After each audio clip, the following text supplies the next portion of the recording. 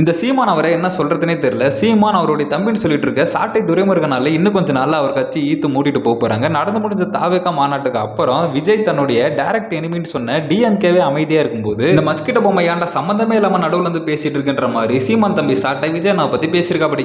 இது மாமியாருக்கு சோப் போடுற மாதிரி நடிக்கிறது, காதலிக்கு சோப் போடுற மாதிரி நடிக்கிறது, இடுப்பு பாக்குறது, இன்னும் டீப்பா இறங்கி போனா அது ரொம்ப கேவலமா போயிடும். அது வேணும். இதெல்லாம் கூட கேவலமா? அவர் அண்ணன் பண்ண சம்பவம் தெரியாத அவருக்கு?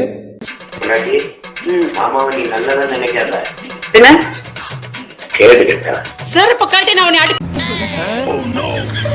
பிரச்சனை நமக்கு அந்த ஹோட்டலுக்காரங்கடா. இந்த மஸ்கிட்டோ மம்ம நடுவுல பூந்து ஆட்டின்னு இருக்கிறான். டேய் வரபோகி வாயா, வீணா என் வழியில குறுக்க வராதடா. காலையில அந்த ஓரத்துல நில்லு, இல்ல இந்த ஓரத்துல நில்லு. நான் வெட்டியா இருந்தாலே 4 கொலை பண்றவன் இப்ப வெறுப்புல இருக்கிற, இன்னும் வெறியத்தத. இவனை என்னதான் பண்றது?